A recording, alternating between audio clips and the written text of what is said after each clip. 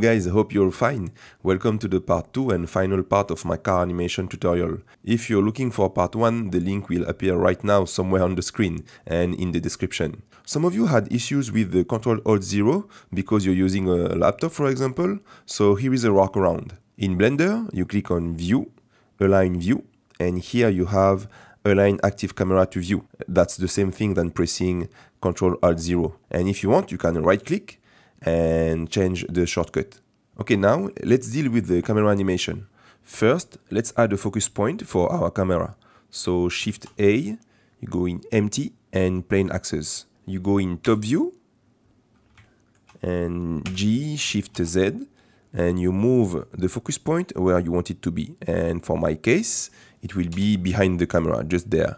Maybe you can raise it just to be sure that you're focusing the right point. Now, let's group the focus point with the car, so we are sure that it's always following the car. So you click on the focus point, then on the body of the car, and Ctrl P, and here you can object keep transform.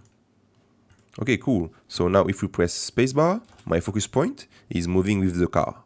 So now you click on your camera, and then object data properties, the little camera icon, and we are going to change a few things. First, the lens. I am in 50mm, so this is what I want for my animation, but just change it if you want to change it. Then I am going to activate the depth of field, and for the focus point, we are going to select the empty we just created, just like that. And for the blades, we put 5. For the f-stop, I would like to have a lot of blur in the background, so I will put a value like 0.8. Okay, that's it for the camera configuration. Then, for a more cinematic look, I will change the aspect ratio of the project. I prefer to do that now, as it will spare us some render time.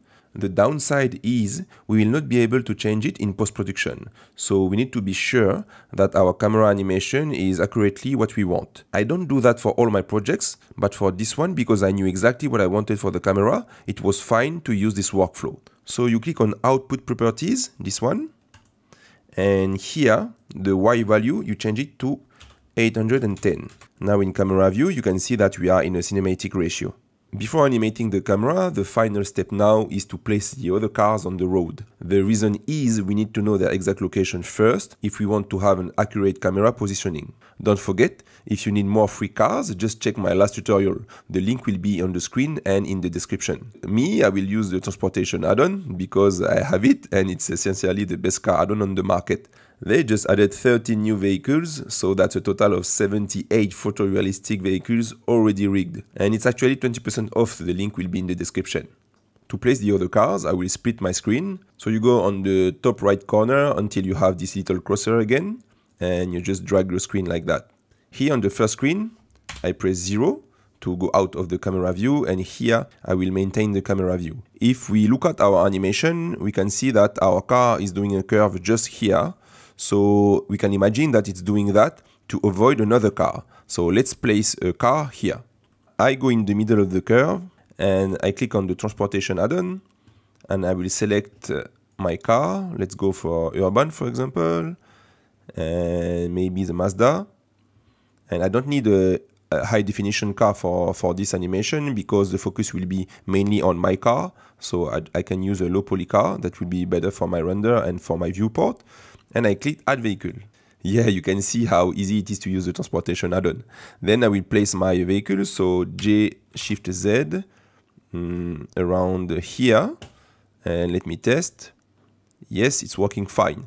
But at the moment, it's weird because this car is not moving at all. So let's create a little animation for this car, but we don't have to use the rig because we will barely see this car moving. You click on the car, the Mazda, and G, Y, and you move it maybe around here, and I press I, and here where I need it to be, like this, I again, and a little bit after, just for the continuity of the animation, I. And you select all the keyframes as usual, and you go for linear. For the first one, actually, let me start at frame 1. So now I have a moving car on the screen, that's perfect. And now you can see exactly what I told you concerning the camera, because if we look at the camera, let me click on camera now. If I go in frame 1 and I place my camera, let's say here, for example, let me zoom a little bit, like this, and I press I, you can see that if I didn't have this car here, I couldn't guess that I will go through it. So this is why you need to place all the cars that you need for the animation first on the road, and then you will be able to play with the camera angles and to see what's really working for your animation. Okay, so now I can clearly see that it's not working, so maybe we can start like that. But here you click on camera and you can decide that maybe you can go something like that, and you press I again.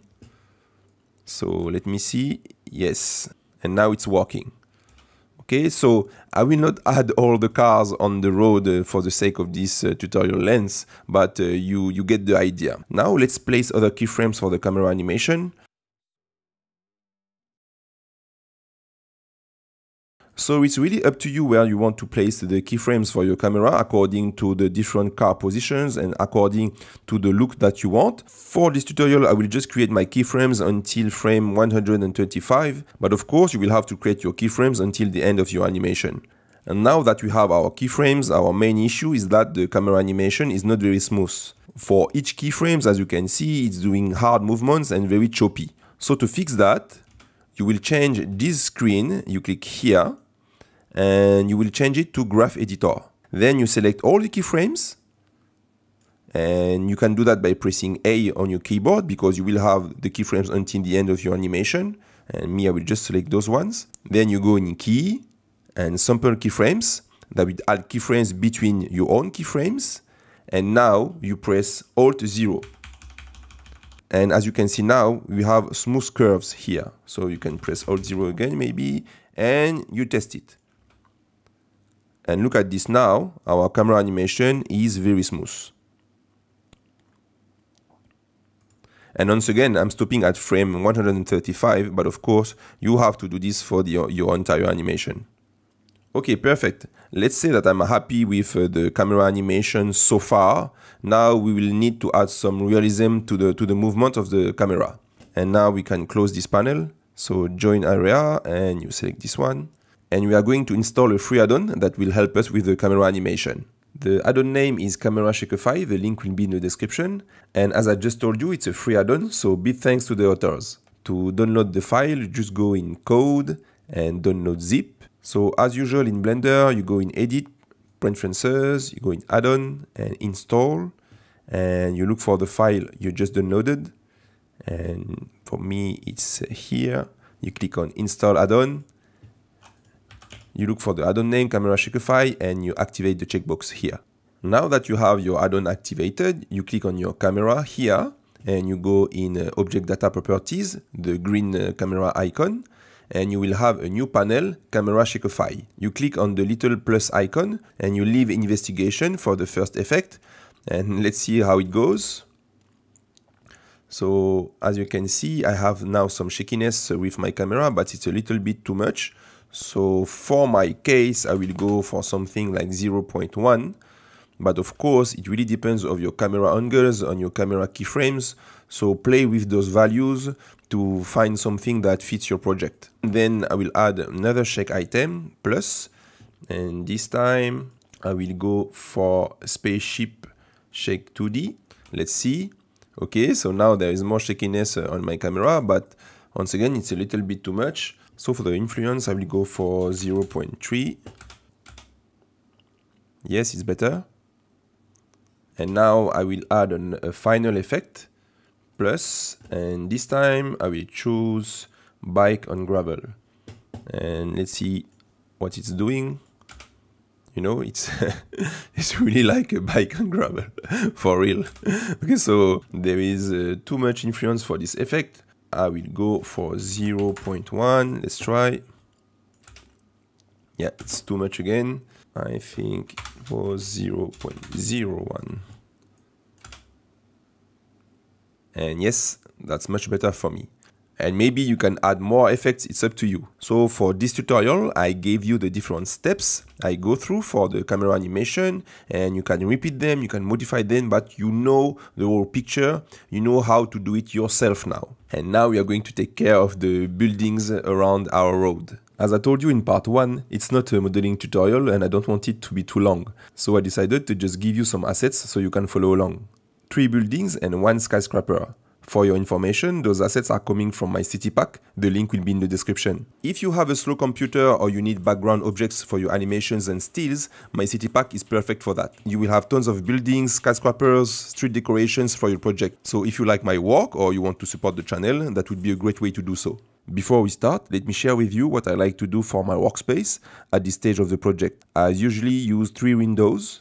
The first one for the viewport, the second for my camera. On this one I try to make the window as clean as possible, so I only have the camera view with no distraction. I just remove all the different tools and the toolbar also.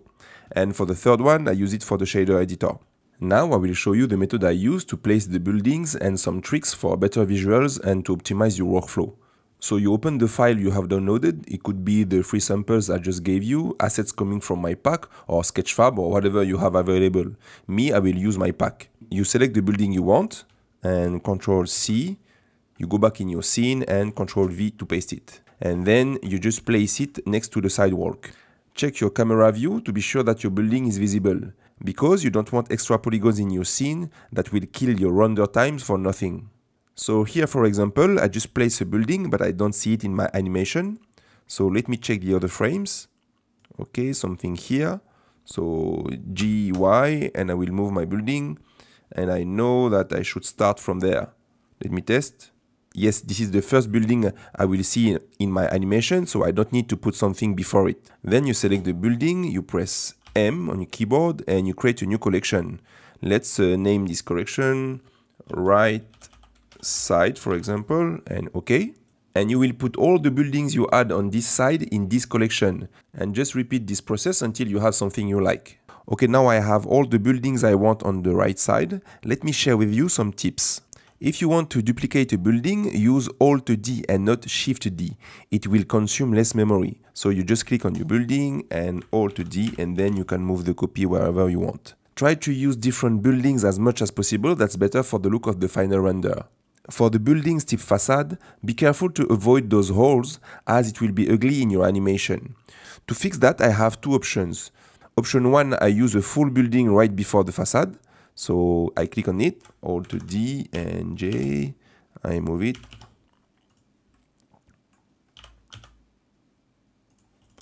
And then there is no holes anymore. Option 2, I just duplicate the facade and place it on top on the first one or on the side to hide the hole. Just like that, Alt-D, and then, or maybe you can do another one here.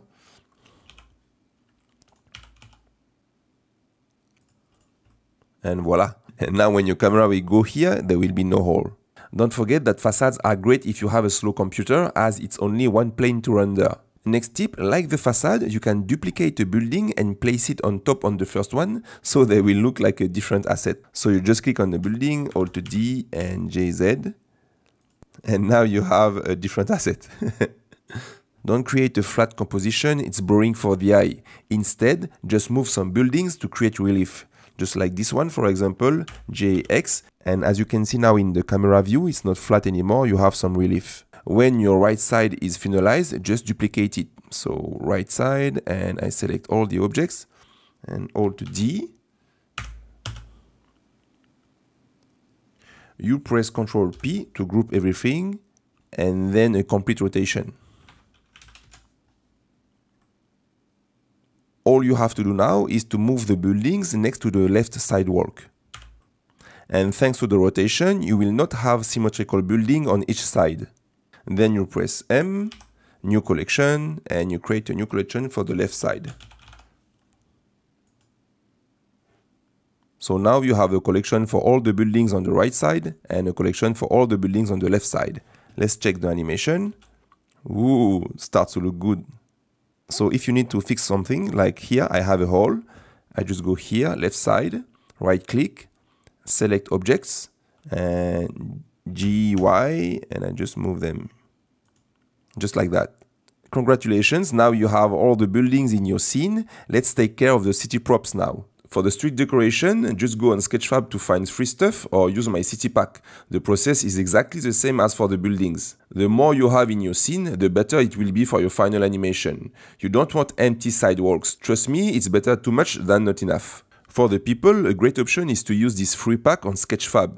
Those are low poly characters, so perfect to be in the background of our animation. If you don't know how to import them in Blender, please check my tutorial for that. The link for those assets and for the tutorial will be in the description. Like the street decorations, the more you have in your scene, the better it is. Don't hesitate to use Alt-D to avoid consuming too much memory. And one thing concerning the scaling, if you copy and paste your character in your scene and it's way too big, it's because the scaling is not good, so just click on your character and here in the scale values you select everything and change it to 1.8. Now you have the character that is 1.8 meter tall. And when you place your character, don't forget to raise it a bit to be on the sidewalk and not inside the sidewalk. For the skyscrapers, in my case, I wanted to hide the sky completely, so I did put a lot of them everywhere. Like for the buildings, variations of the assets will help to sell the effect. Just check your animation window and put them to fill holes, and far away from the camera because we need them to be blurry. And as you know, the further an object is from the camera, the blurrier it will be if it's not in focus. And now, let's deal with the lights. First, to prepare our scene, go in the shader editor and change object to world. And here you will change the background fence to 0. From this moment, our animation is only lighted by the objects we have in our scene. We have different light sources, so let's deal with each one of them. For the car's backlights, I changed the emission color to red and the strength to 1. For the front light, I switched the emission color to white and the strength to 40. This is not the most accurate way to simulate the car's lights, but in my case, it was good enough. And if you don't know how to do that, you just click on the material. Here in the shader editor, you change the emission color, and here you can also change the strength. Then I have different lights coming from the buildings. Let's take, for example, the frame number 1 of my animation. This white light here is coming from this sign, and it's just an emission node with the color to white and the strength to 18. This yellow light on this window is in fact a yellow point light in Blender with the power of 53 watt, and as you can see, it's nicely lighting the top edge of the car. Then we have some light on the sidewalk, but we will discuss that in a few seconds. If I come here in frame 78, one of my favorite shots, the lights which are bouncing on the car come from those 2-point lights which are yellow and had a power of 5.6 watt. So it's really up to you to create the lighting environment to fit your need. In my case, I was just using the lights that are coming from my buildings pack. I didn't add any lights on them. And finally, we have the lights coming from the street lamp. As usual, you can find some free assets on Sketchfab, for example, or you can use those in my pack. For those street lamps, I have created an area light. So it's a Shift A, light, area. Let me move it here.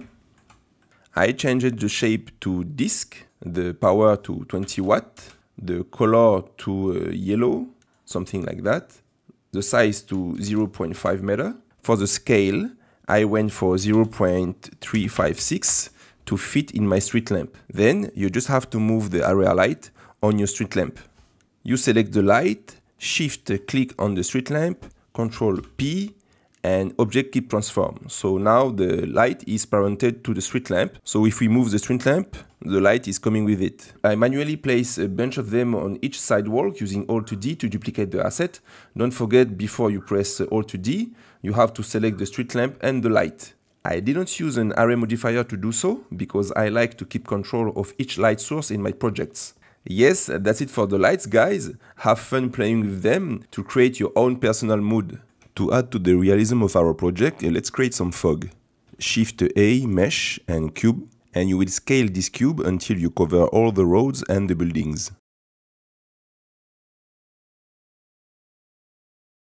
Okay, when you have everything in the cube, you just click the cube, you go in Object Properties, in the Viewport Display, you change Textured to Wire.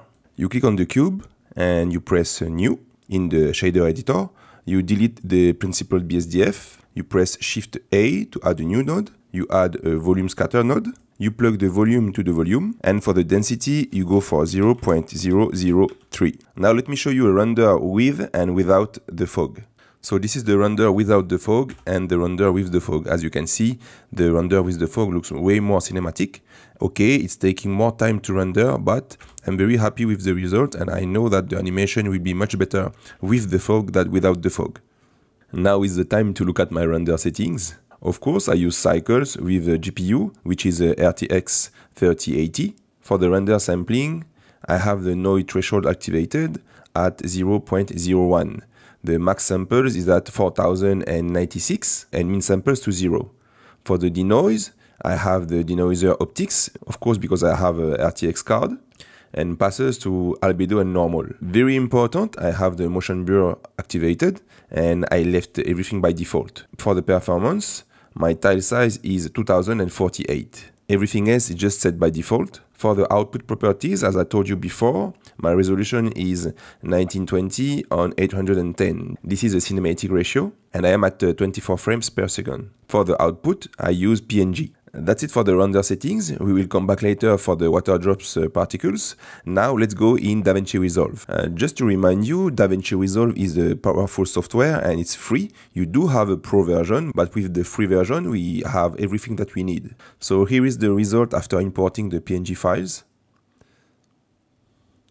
The first thing I do, I select the PNG files, and here you go in Effect, Open FX, and you select Glow. You can drop the glow effect on your PNG files. And let me show you the difference now.